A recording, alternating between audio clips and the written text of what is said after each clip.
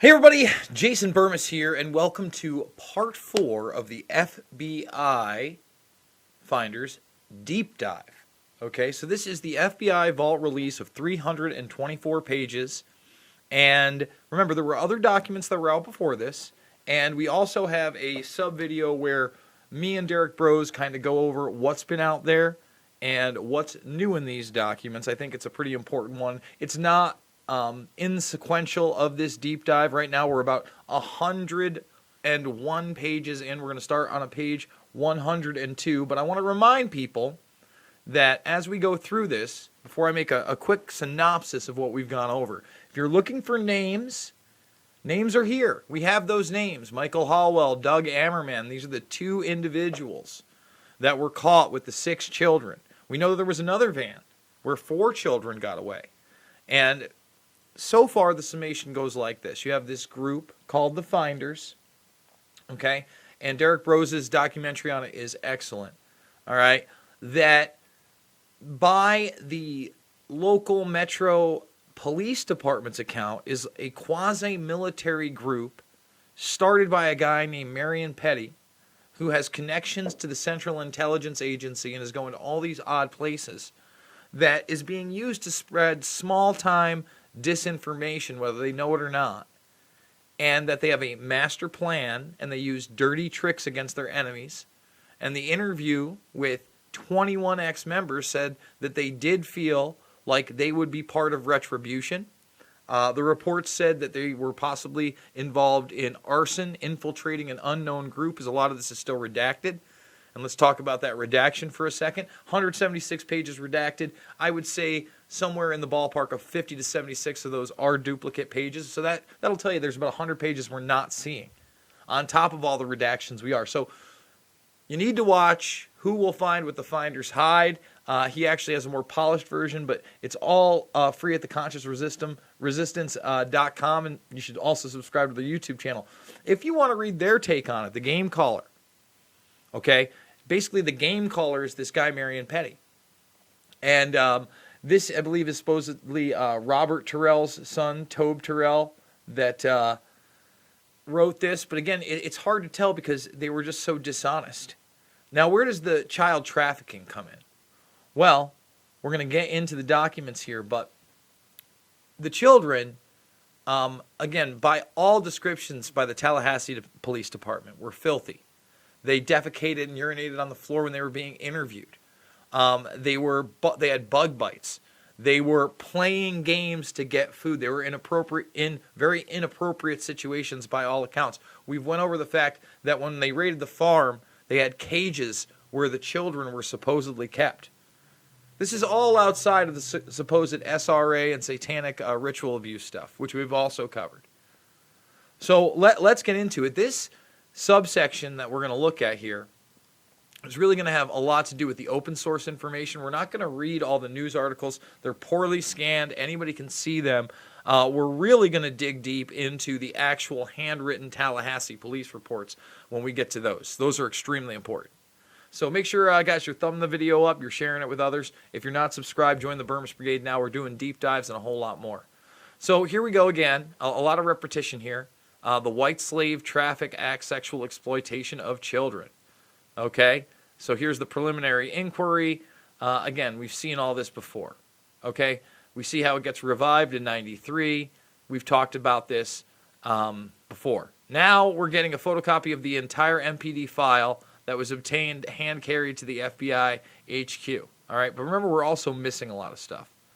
So when we start to get here, it says, has set forth leads for the Behavioral Science Unit to review its records for references to the Finders. And remember, the FBI was also looking into the Finders all the way back in 1971 because of Marion Pettit and where he was traveling to.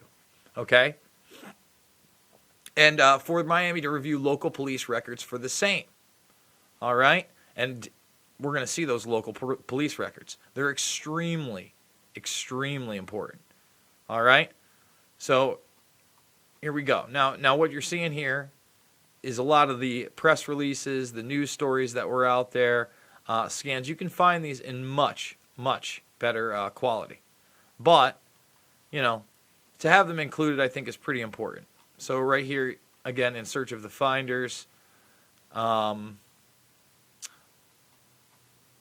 of the published. Those are the guys. That's the photographs we just showed you. More mainstream news articles. More mainstream news articles. All right. Let's continue. And this lasts for a while. They put a lot of this stuff in there. Again, you can find all of these, and Derek Bros did a great job in much better quality than what you're seeing here. All right, so we have this message from the chief on 9/21. It's handwritten for the finder's case, showing chain of custody. And now here's this 48 hours memo that I was talking about. That 48 hours was going to do a show on this, and they just didn't do it. As an associate producer of CBS News 48 Hours, I would like to request that under Florida Chapter 119, you make available all files and materials associated with your investigation into the Finders Organization that took place in 1987. I will be in your city sometime in the middle of next week and would like to examine the records in person. If there is a copying fee, CBS News will reimburse your costs. Thank you for your help in this manner. So this shows CBS was instantly interested, especially when they brought it back in 93, and they wanted to see all these files. As soon as, Congressman Rose brought this up, and again, here we go, a congressional thing, people were looking at this further, okay? So, dear Chief Tucker, in furtherance of this legislation and oversight responsibility under the House rules, the committee House Administration is conducting an investigation into the organization known as the Finders. Again, they're trying to get access to everything in their possession. You see? They want the committee to have everything. All right, now this is where we're starting to get this, okay? So here's the Tallahassee, Florida stuff. And here you see the child abuse. This is back in 1987. These are the documents to review. And again, you can look at these boxes, and it basically describes the men that they took in. A lot of that part's also blacked out, and the subjects of this abuse. All right? So here's one of the officers involved. This writer was dispatched to Myers Park in adherence to a report of well-dressed white males with several small children who were unkept. Upon my arrival, I observed two white men dressed in a condition on the, in a coat and tie on the playground at Myers Park, accompanied by several small children. I also observed, and for some reason, they blanked this part out, parked on the playground at Myers Park. And whether that's their van or it's the second van that gets away with the four kids, I'm not sure. This writer noticed that the children, it says four women and two males, but maybe I'm wrong there, were very dirty and unkempt. The children had bug bites on their entire bodies and scratches on their legs. This writer spoke to Suspect 1, who stated that he and Suspect 2 were teachers from Washington, D.C., and they were en route to Mexico with the children. Suspect 1 stated they were going to Mexico to set up a school for brilliant children. Isn't that bizarre? Especially with NXIVM and their connection to Mexico and the Rainbow Cultural Garden. I'm not trying to speculate there's some kind of connection directly between NXIVM and the Finders, but isn't it so weird that they're involved in children and they're trying to get their hands on them, and they're disguising themselves as teachers all of a sudden? Okay, it's always a school for brilliant children, all right? When asked about the parents of the children, Suspect 1 became very evasive and stated that the children's parents were in Washington, D.C. Suspect 2 refused to give this writer any information, and he pretended to faint when he was under arrest for child abuse. Suspect 2 fell face down, okay, on the ground and refused to stand up. He was carried by this writer and two other law enforcement officers and placed into a patrol vehicle. The suspects were transported to the Tallahassee Police Department by this writer and the other officer, and you're going to get his take too, to be interviewed by such and such. The children were also transported to the Tallahassee Police Department. The children gave their names as follows. So you get all their names here. All right, and again, I want to reiterate that it's no secret who their mothers were. Now, when we get to the fathers, there is a lot of interesting information, but if you're looking to see who the mothers were, they're right here. All right, Kristen Noth, Judy Evans, Paula Arceo, and Carolyn Said. But also remember, a lot of these people end up having aliases. Really bizarre. So let's continue. The children were extremely hungry when they got to the police department, and the older children stated they hadn't eaten since this morning. The children appeared as if they hadn't bathed in several days, and most of them didn't have any underwear on. The older children stated that they have to do good things to get food as a reward, and that they are given oranges, bananas, carrots, and raw potatoes to eat. So think about that. They're setting up a reward system for very small children, all of them who are filthy, full of bug bites. They have to do good things. Oh, there's no abuse going on here. Blank, one of the older kids, stated that, and again, all this stuff is blanked out. Suspect 2 refused to, and the intaker, I can't read it. He wanted counselors, and blank with HRS. So that's the social services. The suspects were advised of their Miranda warnings, after which suspect 1 continued to be very evasive and suspect 2 continued to be uncooperative. The children were released to HRS, and the suspects were transported to the Leon County Jail for processing. The suspect's vehicle was confiscated and impounded by delay. I can't read that, but it was impounded. Also responded to the scene. So these are some of the names of the people involved. Still being protected. The children's clothing were extremely filthy, and they had mismatched socks. Bogus Hype, thank you for that $20 super chat, brother. Keep me alive. Guys, thumbs this video up, share it with others. We're doing the deep dives, and we're doing them live. All right? So now we're on to the next officer. All right? And his details. Because this isn't just one kooky officer. This officer was dispatched to well-dressed men with some children unkept at Myers Park. Upon my arrival, Officer Blank was taking the 2 dressed men in coat and ties. The 2 men had 6 children with them. The children were dirty and unkept. The van smelled bad.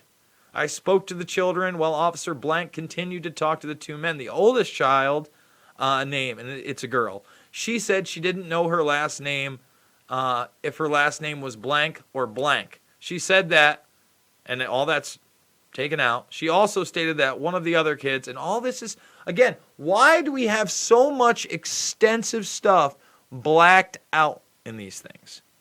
Names, whatever. All right, I get it. You got to protect the names. But obviously this is a lot more. She identified the other children as Blank and Blank. All right, and then we go on. And all this stuff is just blacked right out. She said that they lived together, and I would assume one of the places in Washington, D.C. that they raid. Probably the warehouse. Or perhaps it was at the farm and they were sleeping outside. Phone number blank. I asked where their mothers were, and they said in Washington, D.C. I asked them where they were going. They said they didn't know. They were just going different places. So it's the men that put out this idea of a school in Mexico, and the kids are talking about different places. It only gets creepier from here. Okay? They have been sleeping in the van and in a tent. I asked when the last time they saw their mothers. They said before Christmas. Now remember, this is in February. All right, this is February 4th. So we're talking about almost a month plus. They said before Christmas. They said they have no Christmas. They also stated they do not see their mothers much, that they are being weaned from their mothers. They said they didn't go to school. They said the 2 of men teach them. I asked them what they teach them. They said games and how to read. All right? They said they did things for rewards. I asked what type of things they got rewards for. And they said working. They said they got food as rewards. They said the adults had to do what the game caller said. This is Marion Petty. And the adults told the children what to do. They said they were not allowed inside the house. What kind of just alternative lifestyle doesn't allow the children to be in the house? They said they were hungry and had not eaten since this morning. I asked what they ate. They said raw vegetables and fruits. They were transported to the police department and turned over to HRS, again, social services. The two men were arrested for child abuse. All right, so here we go. So again, we're still on this child abuse, okay? In reference to the above case, the child van wearing the following clothing. So these are the names of the kids and what they were wearing. Black and red horizontal shirt with a hood, blue corduroy pants, and blue tennis shoes, extremely dirty. All right, blank. Had on red corduroy pants, blue and red long sleeve shirt, and tennis shoes, extremely dirty. Had on red shorts with blue shirt and a tennis shirt, mismatched socks, and no diaper. All right, extremely dirty. So this obviously is a child young enough that needs a diaper. Had on a green shirt, t-shirt, and red sleeveless jacket, white tennis shoes and socks, extremely dirty. Had on blue long sleeve, white striped shirt, blue sweatpants, and tennis shoes, extremely dirty. So we have yet another kid right here. Had on a pink blouse, this has got to be the oldest one, with a lavender white shorts, mismatched socks, and tennis shoes that were extremely filthy. It is to be noted that suspect 2 had several AKAs. Blank, but no identification, was arrested as blank. All right? So this is where we get into these guys. And let's go back to them. David Ammerman and Michael Hallwell, or Doug Ammerman, and the fact that they have aliases. All right, it was later revealed that the reporting person who did not wish to be contacted was blank, with the address blank and telephone number blank. So again, a lot being blacked out there, hard to follow. So now we get to the more reporting forms. And this is all the 87 stuff, guys. On February 4th, 1987, this investigator was advised by patrol of the above incident. The children were brought to Officer Blank and the van described in the initial report. The investigator observed the following in regards to the children. They were dirty, both clothes and body, disheveled, hungry, and had obvious bug bites on different areas of their bodies. The children were identified as identification was made by Blank, the oldest girl of the group. Okay? The investigator spoke to, I would assume, her first. She was asked who her parents were. She stated that blank. When asked what her last name was, which one, she stated, again, blank, and stated that, again, they're holding that very, very oddly to their chest. The following address was given to her in D.C., and this is the phone number. The investigator questioned on the purpose of the trip. She began to tell the investigator the younger children needed to be weaned from their mothers. She stated they left D.C. around Christmas time and had been living in a van and camping. Told the adults to put the children, this is the game caller, according to her, the game caller told the adults to put the children in the van and leave to wean the younger children. She was unclear as to when she had a shower or bath. They had last eaten in the van sometime before police stopped them. When questioned about school, she replied they did not go to school. She stated that they were taught at home. So it's the game caller here calling the shots. And this is where the compartmentalization comes in, and the fact there was probably only a small sect of them that were abusing the kids. All right? The investigator then asked Blank about the house on Blank Street. She stated that the kids were not allowed to go inside the house. When asked why, she stated that the game caller said they could not. She stated that the game caller was a man named, and this is Mary Petty. She stated they wrote to Petty using the computer in the van. So again, they had a system in this van where they had a computer, and every day this guy was telling them what to do via internet access that was not available to anybody else in the 80s. He would tell them what to do. I mean, again, it wasn't commonplace technology. The investigator told that I did not understand, okay? He would tell them what to do. The investigator told Blank that I did not understand. She stated that they were different. She stated that they had a van on the roof, the game caller, a man of the roof, the game caller, who tells us what to do. Stated that they read bulletin boards, and took notes on notepads. So again, message boards, and then they would do certain things. She said they would go to people's houses and babysit. All right? Think about this. Now, this is where it gets even more bizarre. She stated that this was fun because they got to eat while they were there. So it would be different than the fruits and the vegetables, and do what those people wanted them to do. She would not elaborate. The investigator asked who the other man was in the van. She stated that it was blank. She also called himself blank. At another point in the interview, also called him blank. So that's 3 aliases this guy has. All right? When the investigator attempted to talk about sexual abuse, she became very evasive. She denied any bad touches or inappropriate behavior by the adults, but became very fidgety and wanted to end the interview. Nothing to see there, right? Don't worry, we get more details on the quote-unquote babysitting. Oh, this investigator asked blank if the police had ever been to the house in D.C. She relayed a confusing story of someone having a fight. Petty, I would assume. But again, that's speculation. There's so much. Why is that not part of this? Everybody knows who the game caller is. She said that blank had kicked blank and the police came. So maybe there was a physical altercation. She said that she was in a big house for children.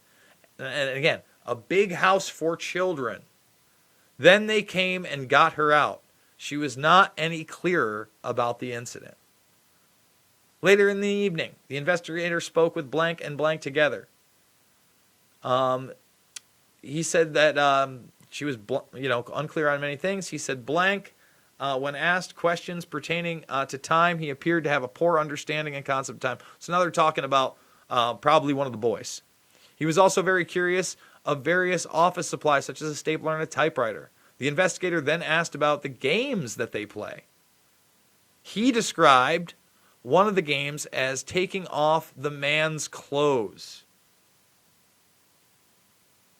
and putting them on, then going through pockets for money. When this investigator asked the men and the clothes were off, both he and she said no.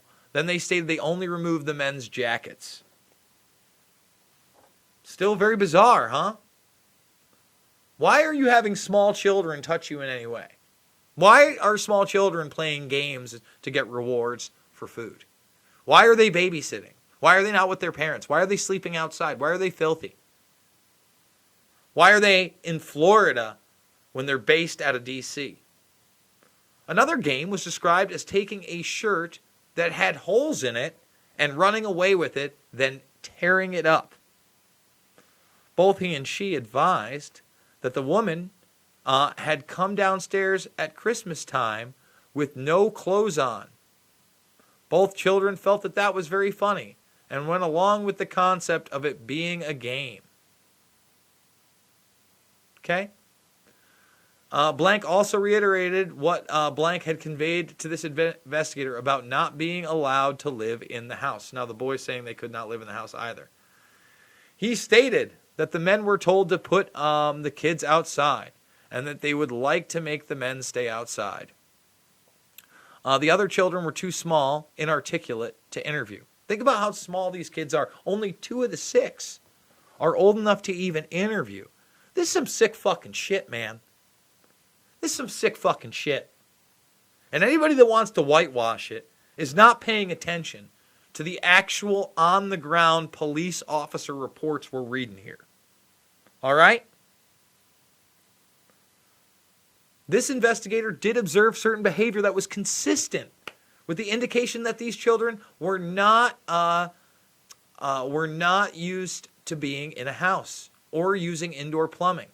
Both Blank and Blank urinated their pants. Blank wanted to go outside to go to the bathroom. When the van checked for clothing for the children, several boxes of fruit and vegetables were found. The children were extremely hungry and were given bananas and carrots to eat. Blank ate approximately 8 bananas and a carrot. The other children were similarly hungry. Okay?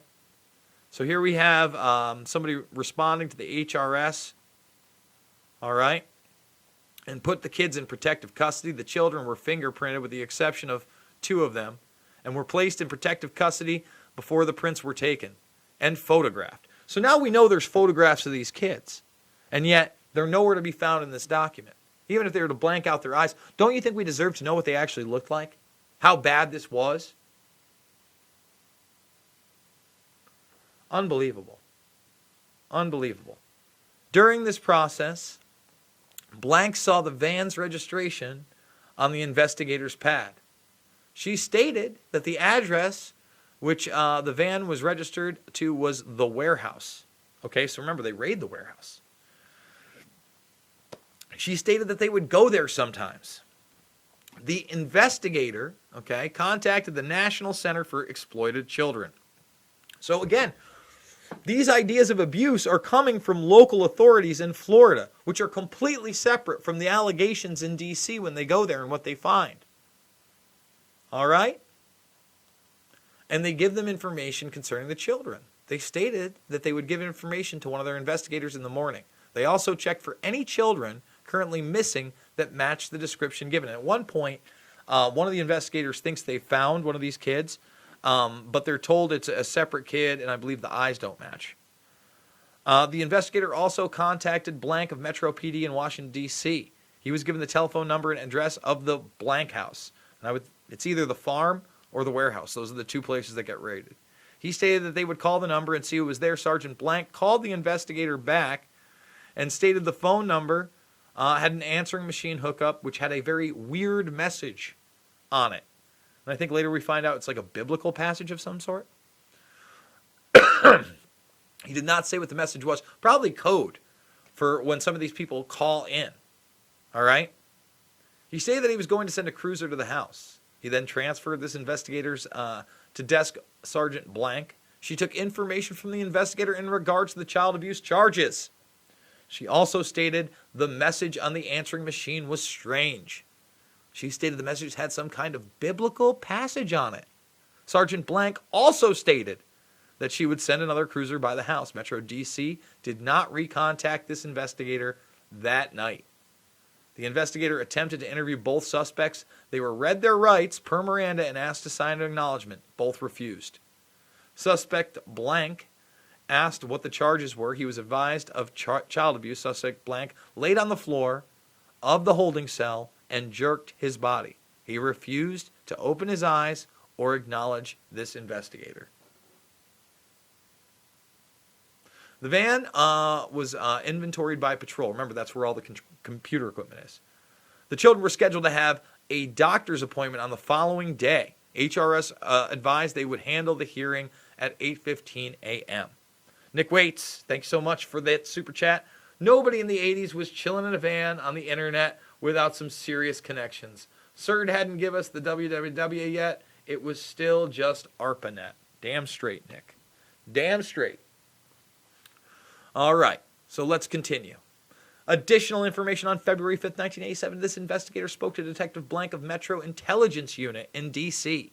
He asked this investigator if I thought there was a possibility that there was more children at either of the locations. This investigator stated that that may be true, but I did not have any specific child that I knew of there. He stated that he was going to serve search warrants on both locations and try to serve them late this date. So very, very quickly. Okay? This investigator was also advised that both suspects were given a $100,000 cash bond at first appearance. The investigator spoke to Captain Blank at LCJ and arranged for the suspects to be placed in isolation. Due to overcrowding at the jail, the suspects had to be placed together. That sucks. You have 2 people that you don't want them to get their stories straight, whether or not they're in this quasi-military organization. No one knows that at the time. But putting them together after they've been so uncooperative is terrible. This investigator was also advised by Blank of HRS that the 2 children were confirmed cases of sexual abuse. She stated that the exams of Blank and Blank were consistent with sexual abuse and that Blank had bruises which were in sensitive of bite marks. Not sure whether they were adult or child bite marks.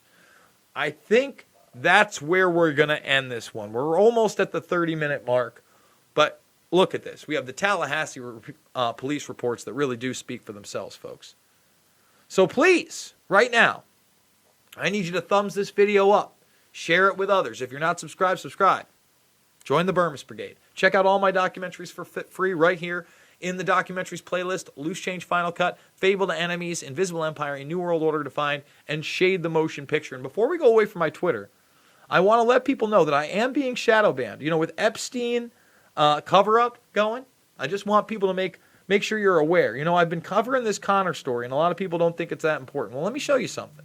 Okay, when I'm logged in, if you haven't been catching my videos, when I'm logged in, my entire Connor thread, which I have a video on, by the way, if you scroll right down to here, you'll see me go through that thread 2 weeks ago. Okay? And the thread is there when I'm logged in. But when you're not logged into Jason Bermas, or you're just following Jason Bermas, it's gone. It's gone, man. See that big thread? Take a look. This is what Twitter's doing, man. See, it's not just Epstein. And, you know, the ban is very real. Look at all those links they're taking down. Mainstream links with just quotes that they don't want you to see. Censorship is very real in 2019. And I'm just a dude who's trying to tell the truth, and it really has nothing but love in my heart. I mean, I just think evil needs to be exposed, and hopefully you're going to help me expose it. So we're doing it 3 to 7 times a day. This was the 7th video today. A lot of people saying, where are the 7, Jason? We did 7 today, guys. We banged out 7 videos, Mixed Martial Mindset with John Fitch. Just a great podcast. I love doing it with him. Make sure you check that out. The audio version's over at thegruelingtruth.com. And if you like my work, 7 videos today, all free, every time. No secret content, no secret sources, no scams, no Patreon, no Subscribestar. You like what I do? Support me there. I love you guys. And we're going to do all 324 pages of the Finders, I promise. So I will definitely see you on the flip side.